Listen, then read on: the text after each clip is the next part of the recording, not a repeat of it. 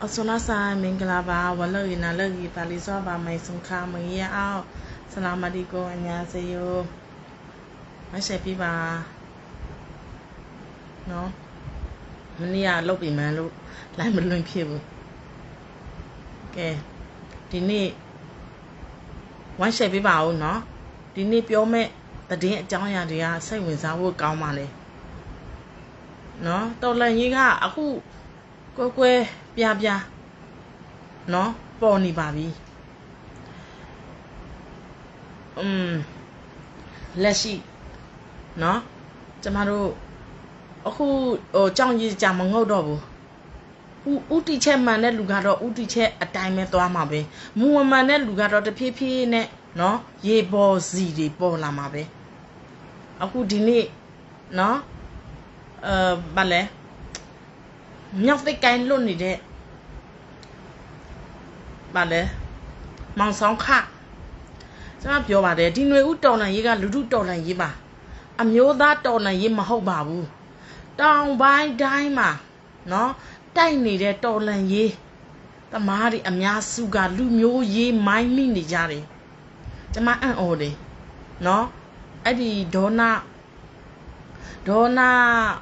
sẽ chọn cả nó nhắc của sự đấy sẽ chọn vào nó tôi có đây nè lưu miêu gì nè mai mình đi đấy đâu vậy đó của tôi nói rồi đấy và biết là và tôi có cô mà lẽ đấy nó cô lưu miêu ở đây lưu miêu bộ lâu ya mà nó cô bây cô bé chỗ sao mà tôi có cô bị đom nhon lên đi đã lẽ đấy út đi chơi cả nó chắc là biểu mày đi nơi út trong này cái phá la ngã la quay bia này bi mu mama nè lugar đó tập phê bỏ làm mà bé đi nhá chắc là biểu mày xong ba mà nó Madeline cái gì Madeline đi tay mấy số đào mày giàu tê bu la nó cái gì vậy chính ngô ta cho lũ người đó mình này đâu bà bé tay li ô tao lại gì cao nè nó pi du ye pu bao bao về mu cao đấy chạy đâu cả rồi mà mình đâu ra ông mất tay này cái bu mình đâu quay gì cô nó con mù mi ya mình đâu mà sâu cày này cái bu đi lộ chạy mà số gì nó mình đâuပြောမဆိုရင်သူတို့နော်အရင်တော့ကဒီလောက်ခွင့်ရေးရပါရဲ့နဲ့သူတို့ရအောင်မတိုက်နိုင်ဘူးဆိုရင်အခုချိန်မှာသွားပြီးပေါ့ပြီလို့အဲကြောင့်မို့ကျမတို့ပြည်သူတွေကတော့ပြပါပဲကရင်ပြည်နယ်မှာ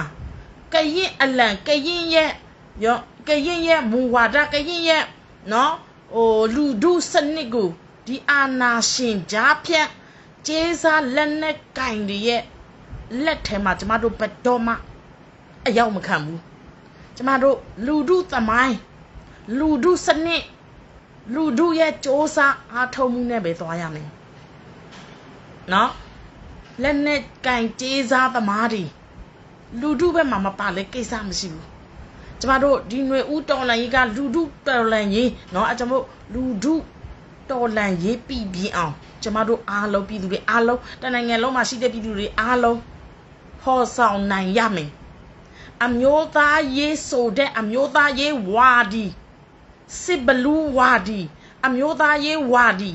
အာနာယူဝါဒီတွေရဲ့လက်ထဲမှာကျမတို့ပြည်သူလူထုတွေအရောက်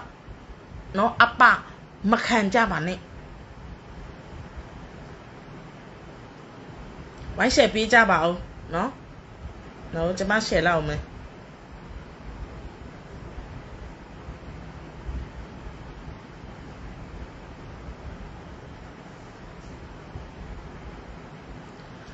နော်ဒီညပြောမဲ့သတင်းမှာ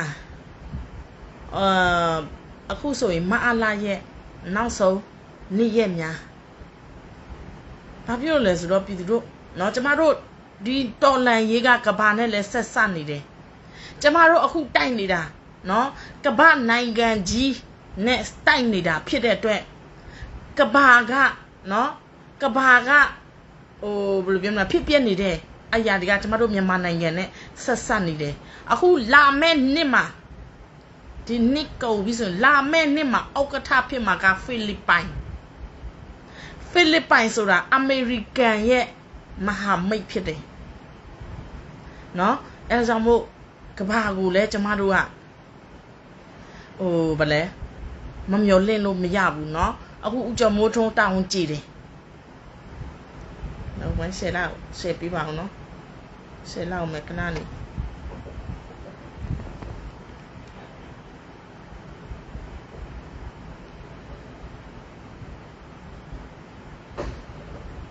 ရှယ်ပြပါကဲကျမတို့မဲရတော့ကောက်သွားပြီပေါ့เนาะဒီအပမဲပေါက်တဲ့လူ9ယောက်9ဆောင်တွဲရှိတယ်9ဆောင်တွဲပေါ့နော်နှလုံးတိုက်4တွဲ3လုံးတိုက်ကတတွဲအားလုံး5တွဲပေါ့နော်5တွဲအဲကြောင့်မို့ဒီထက်မကနောက်လာဆိုလဲဒီထက်မကပေါက်ကြပါစေနော်သိထီတန်းထီပေါက်ကြပါစေထီလာရဝယ်ယူအားပေးကြပါအပြစ်မထီတဆောင်ဝယ်ရင်တရားကျမတို့စီမှာထီတဆောင်ဝယ်လဲတရားပဲဒါပေမဲ့ဘာကွာခြားချက်ရှိသလဲကွာခြားချက်ကတော့ကျမတို့နေဦးတော်လန်ရေးမှာနော်ထီလာဝယ်လို့ရှိရင်တော်လန်ရေးအတွက်ပြည်သူတယောက်အနေနဲ့တာဝန်ကျေပြီးသားဖြစ်သွားတယ်အော်တိုမက်တစ်တာဝန်ကျေပြီးသားဖြစ်သွားတယ်ကံလဲဆန်းရင်တော်လန်ရေးကိုလဲကူညီထောက်ပံ့ရင်နဲ့ကျမတို့နောင်တစ်ချိန်မှာနော်ຫນွေဦးတော်လန်ရေးမှာငါတို့နောင်လာမဲ့မျိုးဆက်သစ်တွေကိုအာရပါရလက်ခမောက်ခပြီးရင်ကော့နော်ရင်မလဲခေါင်းမော့ရင်ကော့ပြီးတော့ကျမတို့ဂုံယူဝင့်ကြွားစွာပြောလို့ရတယ်ငါတို့ຫນွေဦးတော်လန်ရေးမှာနော်ထီတွေဝယ်တယ်စားစရာတွေဝယ်တယ်နော်အဲ့ဒီအတွက်တော်လန်ရေးမှာငါတို့အပြည့်ဝပါပြီးသားဒါကြောင့်မို့ငါတို့လက်ပြလုပ်တယ်ဆိုတာကိုကျမတို့လာတဲ့နောင်သားတွေအတွက်နော်လက်ပြလုံစွာနဲ့ပြန်လေပြိုးပြပိုင်ခွင့်ရှိပြီးသားเนาะရသွားမယ်ဒါကြောင့်မို့ကိုယ်ဆိုင်ငပိတော်လန်ရေးကိုယ်ဆိုင်ငပိတော်လန်ရေးเนาะပြားရည်ကျမတို့ထီเนาะအဲ့ဒီဟာတွေလာရောက်ဝယ်ယူအားပေးခြင်းဖြင့်တော်လန်ရေးကိုအော်တိုမက်တစ်ကူညာရောက်ပါတယ်ပြည်သူတို့เนาะကျမတို့ပြည်သူအားမှန်ကျမအဓိကပြောချင်တာကတော့ကရင်လူထုတွေမဝေဝါးသွားဖို့ကရင်လူထုတွေအနေနဲ့เนาะကျမတို့ကရင်တွေကတော့ဒီဂျားဖြတ်မာဖီးယားကျေးစားလက်နဲ့ကင်အုပ်စုနဲ့နောက်ထပ်တစ်ခါပြန်ပြီးတော့ရင်ဆိုင်ရအောင်မယ်နော်အဲကြောင့်မို့အခုတည်းကကျမတို့ပြည်သူလူထုတွေကရင်လူထုတွေစီယုံထားရမယ်နော်စီယုံနဲ့ဒီဂျားဖြတ်ပြီးနဲ့မဖြစ်ဖို့အတွက်လူထုအင်အားလူတွေဒါကြောင့်မို့ကျမတို့နဲ့ပြည်သူတို့ကျမတို့နဲ့ပါဝင်ပူးပေါင်းပြီးကြပါကျမတို့ကတော့ပြည်သူလူထုအတွက်ကရင်လူထုအတွက်နော်ရှေ့ဆုံးကနေမရပ်တည်ပြီးတော့ပြည်ထောင်စုတက်မတော်ကျမတို့အခုသွားမဲ့လူထုစနစ်သစ်နဲ့အတူနော်ကျမတို့ပြည်နယ်လက်နဲ့ကင်ဒီမိုကရေစီရတော့ဆိုလက်နဲ့ကင်မရှိတဲ့ကိစ္စမရှိဘူးလက်နဲ့ကင်ရှိတော့အခုကျမတို့ဘာမှလုပ်လို့မရတာလက်နဲ့ကင်ကိုကြောက်နေရတာနော်အဲ့ဒါကြောင့်မို့လက်ရှိကျေးစားလက်နဲ့ကင်တွေပဲရှိတဲ့အတွက်ကျမတို့အထင်ကြီးစရာဘာမှမရှိဘူးနော်ဒီကျေးစားလက်နဲ့ကင်တွေကနော်အမျိုးကစားပြီးတော့ကျမတို့ပြည်သူလူထုကိုလိန်ညာလက်စားနေတာဖြစ်တယ်တချို့ကြတော့ပြောတယ်အခုနော် NCA 10နှစ်ပြည့်နှစ်ပတ်လေနော်နှစ်ပတ်လေကိုတက်တာတဲ့ဗလဲ DKBA BGF နော် DKBA ရဲ့ KLAPC ရဲ့အဲ့ဒီနှစ်ဖွဲ့ပဲတက်တယ်တဲ့ဒါဆိုရင်မူတူစေးဖိုးကရောKNU ကအမြဲတမ်းမထုတ်ပြန်နဲ့လေ KNU မလမူတူစေးဖိုးကမင်းအွန်လိုင်းနဲ့လက်ဆွဲနှုတ်ဆက်တိုင်း KNU ကပြပြတလဲကြီးညာတယ်မူတူစေးဖိုးက KNU ကိုစားမပြုတ်ဘူးနော်ဘာကိုမှကိုစားမပြုတ်ဘူးဆိုရင်မူတူစေးဖိုးကလူဘူလားမူတူစေးဖိုးကကရင်ပြည်နယ်အတွက် နော် KNU ကိုစားမပြုတ်ဘူးဆိုရင်အခုပြီးခဲ့တဲ့9နှစ်အတွင်းမှာမူတူစေးဖို့ပြောခဲ့တဲ့စကားရှိတယ်လေမင်းတို့တိုက်မြို့တွေတော့မတိုက်နဲ့တောတွေတောင်တွေမှာသွားတိုက်မြို့တွေမှာတော့လာမတိုက်နဲ့မအလားအချုပ်ရရှိတယ်ဒါဆိုလိုင်းပေါ်မှာတရဝမကြေညာဘူးနော်ကျမတို့ရဲ့ PDF လေးတွေကိုပြောခဲ့တဲ့စကားရှိတယ်ဒါပေါင်းကိုလည်းပြောတယ်နော်နမျက်စိဒေါနမြေစောင်းပါမှာပါပါလေအဲ့ဒါကြောင့်မို့9နှစ်လုံးမူတူစေးဖို့ကနေ့စဉ်နေ့တိုင်းမအလားနဲ့လက်ဆွဲနှုတ်ဆက်တယ်လက်ဆွဲနှုတ်ဆက်တဲ့ KNU ကပြသလဲညင်းဆိုတယ်မူတူစေးဖို့က KNU ကိုစားမပြုတ်ဘူးဒါပေမဲ့လက်တွေ့ကရင်နဲ့မြန်မာနော်9နှစ်လုံးမြို့မသိဘူးစခန်းသိပြီးပြန်ပါသွားတယ်ဒါဆိုရင်မူတူစေးဖို့စကားကိုနားထောင်တာမဟုတ်ဘူးလားနော်ပြီးတော့ KNU COC အောက်မှာသွားနေရတယ်တိုက်နေရတဲ့နော်တိုက်နေရတဲ့ဒီ PDF လေးတွေကကျမတို့တော်လန်ရေးတပ်ပေါင်းစုတွေက KNU ရဲ့ထိချုံမှုအောက်မှာ KNU ရဲ့ COC အောက်မှာတိုက်နေရတာလေ KNU ကသွားဆိုသွားလာဆိုလာတိုက်ဆိုတိုက်စခန်းသိတော့မယ်မြို့သိတော့မယ်ချောင်းနှခွားကိုသိတော့မယ်နော်မူတူစေးဖို့မဟုတ် KNU ကအမိတ်အာဏာရှိတယ်လေ KNU ကအမိတ်ကြတယ်နောက်ပြန်ဆုတ်ခဲ့တောင်မြောက်ကြအင်းကိုပြန်လာခဲ့ဆိုပြီးတော့ပြန်လာခဲ့ရတယ်ဒါဆိုရင် KNU ကဘာလဲ KNU ကတကယ်တော်လန်ရေးသမားစစ်လားကျမတို့ပြည်သူတွေက9နှစ်လုံးနော်ပြီးခဲ့တဲ့1နှစ်2နှစ်တော့ကတော့ကျမတို့ကတော့ KNU ကိုယုံကြည်ခဲ့တယ်ကော်သူလေးအာမီကိုယုံကြည်ခဲ့တယ်ပုံအောခဲ့တယ်ဒါပေမဲ့နောက်ဆုံး3နှစ်မှာကျမတို့သူတို့ရဲ့လောက်ရသူတို့ရဲ့နော်စိတ်ဓာတ်သူတို့ရဲ့သူတို့ရဲ့ဒေါင်းရောင်ဆောင်တဲ့ကြီးသိုးရီချုပ်တဲ့ဝန်ပလွေမန်းသိလာတော့ကျမတို့ကရင်လူထုတွေကနော်ကျမတို့တော်နေရေးလုပ်နေတာတော်လှန်ရေးအောင်မြင်တဲ့တစ်ခုကလွဲပြီးเนาะတခြားဘာမှမမဲ့မဟုတ်ဘူးယာထုအာနာကျမတို့မမဲ့မဟုတ်ဘူးကျမတို့ပြည်သူလူထုအောင်နိုင်ဖို့ပဲရှိတယ်အဲဒါကြောင့်မို့เนาะကျမတို့အမြဲတမ်းအော်တယ်အခုလက်တွေ့လဲဖြစ်နေတယ်အဲ့ဒါကိုမင်းတို့က KNU မ KNU ဖထီနေတော့ပဲအဲကြောင့်မို့မင်းတို့ကသူများဖင်ချတာကိုပါယာနေကြတာလားမေးချင်ပါလေ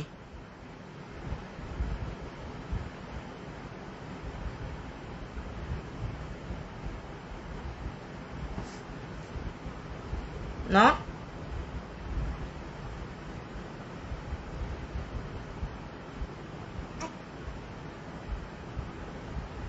ခဏလေးအောင်နိုင်ဖို့ပဲရှိတယ်ယူမတဲခဏဝမ်းရှယ်ပေးပါအောင်နော်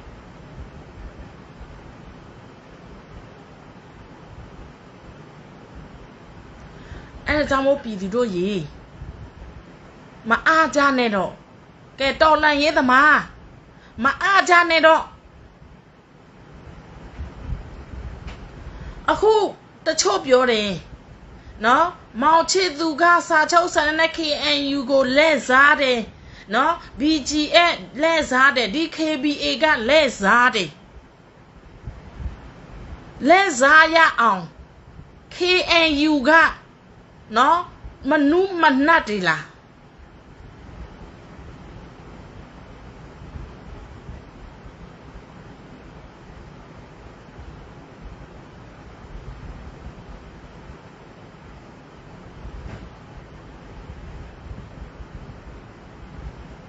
ဝိုင်းဆက်ပေးပါဦးနော်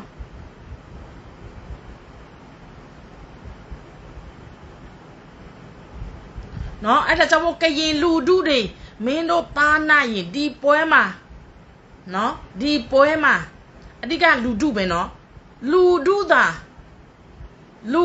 ကျမတို့ကရင်လူထုသာမစီလို့ပဲနဲ့ဒီဂျာဖြန့်မာဖီးယားခေါင်းဆောင်တွေရဲ့စီးယုံမှုအောက်မှာနစ်မျောသွားရင်ပါသွားလို့ရှိရင်တော့ ကျမတို့ကရင်ပြည်နယ်မာဖီးယားပြည်နယ်ဖြစ်နိုင်တယ်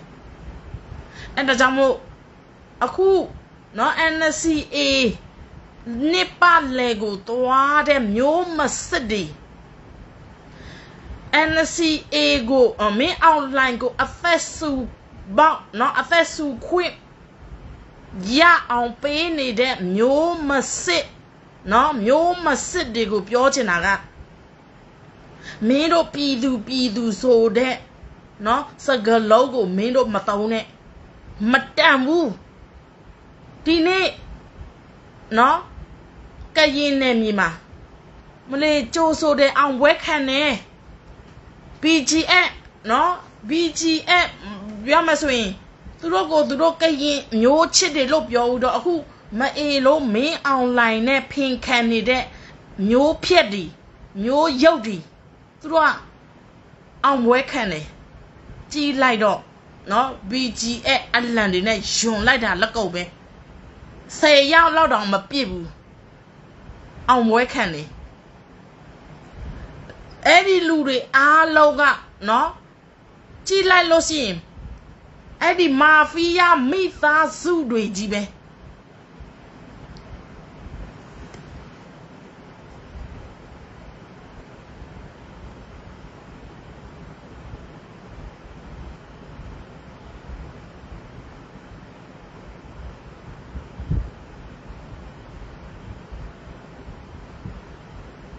နော်ပြောရင်သူတို့ကမာဖီးယားမိသားစုတွေကြီးပဲဒါပြည်သူမဟုတ်ဘူး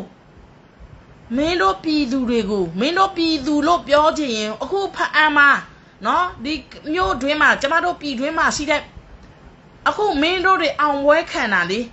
ဒီနယ်စဒီကြားဖြန့်မှာရှိတဲ့မင်းတို့မာဖီးယားမိသားစုတွေလောက်ပဲမင်းတို့အောင်ဝဲခံတာအဲ့ဒါကိုပြည်သူလို့မင်းတို့အလွဲသုံးစားလုပ်လို့မရဘူးခွေးတောင်စားတွေဆောက်ဆက်မရှိဘူးမြင်သူမဆက်နော်ရိုသူမဆက်မြင်သူဆက်မိပါတယ်ကရင်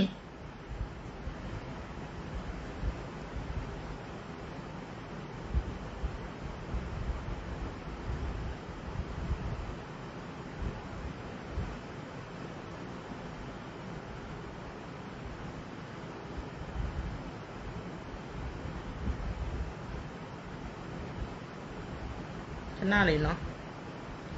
ကျွန်မဆက်ပြီးလားမသိဘူး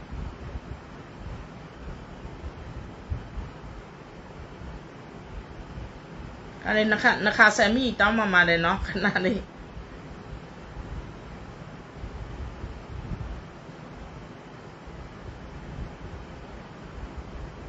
အဲ့ဆက်ပြီးပါဦးယူမတက်ဘူး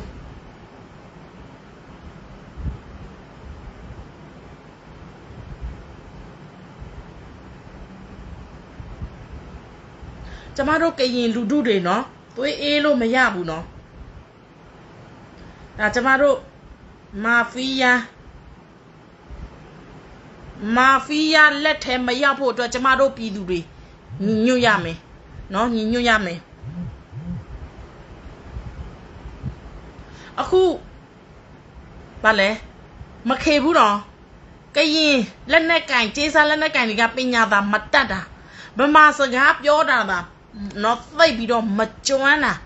ကလိတ်ကကြစ်လောက်တဲ့နေရာပြောတဲ့နေရာမှာဆိုရင်လေနော်ဘယ်လိုပြောမလဲသူတို့ကိုမမိဘူးအဲကြောင့်မို့အခု DKBA စောစမ်းအောင်ကနော်သူပြောတယ် NCA က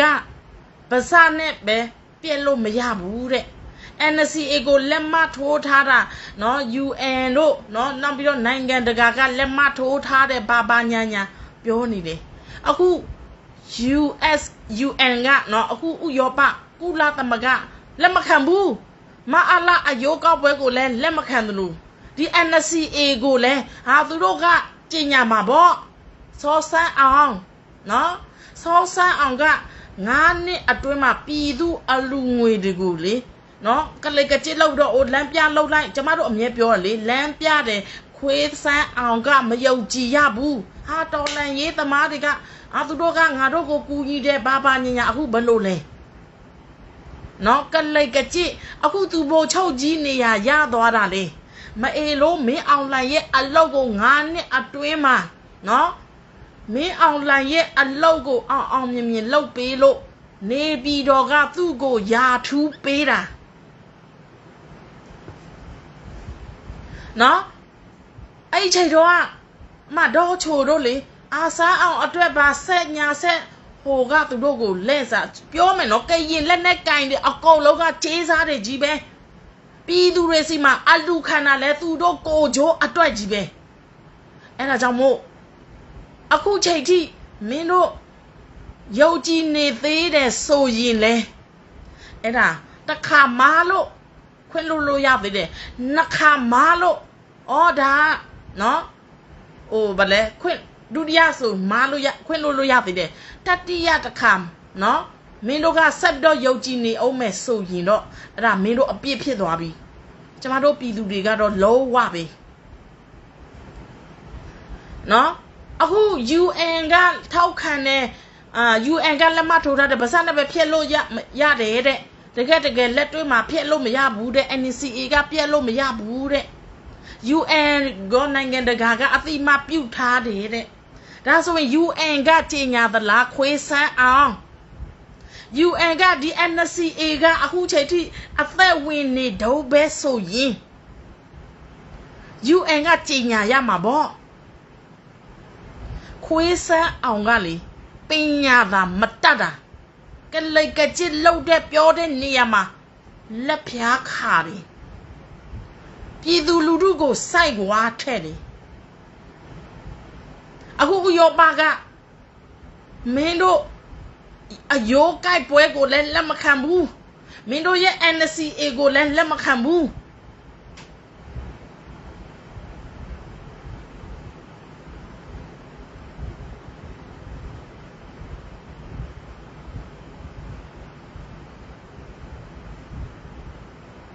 နော်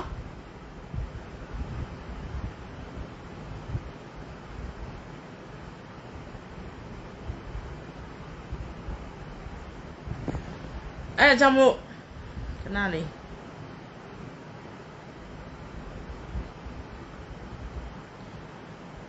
အဓိကကရင်ကိုပြောမယ်ရပါသားတယ်လေ pro ဆောင်ဖို့တဲ့နော်အခါယုံနှစ်သိဝေဝါလိုက်အခုချိန်ထိဝေဝါနေတော့ပဲအခုတိုက်တဲ့လူကတိုက်တယ်ဒီຫນွေဥမာလေအပြသားဆုံး ERO မှာအပြသားဆုံးက AA နဲ့ KIA ပဲ KIA နဲ့ AA လို့ဘာကြောင့်ပြောရတယ်လဲ KIA နဲ့ AA ကလက်ရှိရခိုင်ပြည်နယ်ကိုကြော်ပြီးတော့ပဲခူးတိုင်းအေရဝတီတိုင်းမကွေးတိုင်းအခုဆိုရင် AA ကပြောနေပြီလေနေပြီးတော့အထိနော်အဲ့ဒါကြောင့်မို့ကျမတို့ပြည်သူတွေကိုကျမအဓိကပြောချင်တာကဒီຫນွေဦးမှာဘယ်သူကပြသားတိုက်တယ်လဲဘယ်သူကနော်ဥပမာနေပြီးတော့အထိသူတို့ကူတော့တိုက်ပြီးတော့နေပြီးတော့ပြိုကျတဲ့အထိပါဝင်ပူးပေါင်းတိုက်ပေးနေတဲ့ ERO တွေဒီကျမတို့အနာက Federal စစ်ဦးစီးချုပ်ဖြစ်ခြင်းဖြစ်မယ် Federal ဝန်ကြီးချုပ်ဖြစ်ခြင်းဖြစ်မယ်ဒါကျမတို့ပြည်သူတွေရွေးရမယ်အပိုင်းအခုကတည်းကနော်အရေးအချင်းရှိတဲ့ခေါင်းဆောင်ကိုရွေးထားကြပါလူမျိုးရေးတော့နော်မရွေးလိုက်မိပါစေနဲ့နော်ပုတ်ကိုရေးတော့မရွေးမိပါစေနဲ့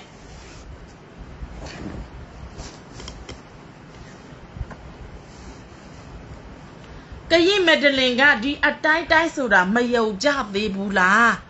ဟာဖာတီတို့ကအမတိုက်ပြန်ပြီးသိပြန်ပြီးဖာတီတို့လောက်ရကအခုချိန်ထိနော်အကောင်အထက်ဘာတစ်ခုမှမဖော်နိုင်သေးဘူးအင်အားပြည်သူထောက်ပံ့ငွေနဲ့နော်ပြည်သူအင်အားဒီတပ်ပေါင်းစုအင်အားနဲ့တိုက်နေတဲ့အချိန်တုန်းကတော့မှဒီအခွင့်အရေးကိုသူတို့မယူနိုင်သေးတာဒီလိုအချိန်ဆိုရင်ပိုဆိုးတာပေါ့ဒါကျမတို့အမှန်တရားပြောတာနော်သွေးခွဲတာမဟုတ်ဘူးဒီအချိန်မှာကျမတို့ပြသားမီးမောင်းထိုးပြရတော့မယ်ဟာကွဲပြေးမှာကြောက်လို့ကွဲမှာကြောက်လို့ဘာညာဒီတိုင်းပဲသီးခံပြီးတော့သွားမယ်ဆိုရင် နော်အတွင်းထဲကနေလိုက်စားပြီးတော့အချင်းချင်းကွဲပြဲပြီးတော်လှန်ရေးကိုရှစ်မသွားဘဲနဲ့အိမ်နုစီစီကိုပဲကြည်လိုက်ဒါကြောင့်မို့ပြပြသားသားပြောရမယ်အချိန်တန်ပြီအာနာလို့ကျေးဇူးရှင်မလို့မင်းတို့ဒီတိုင်းသာဆက်သွားမယ်ဆိုရင်တော်လှန်ရေးနှစ်80ကြာသွားမယ်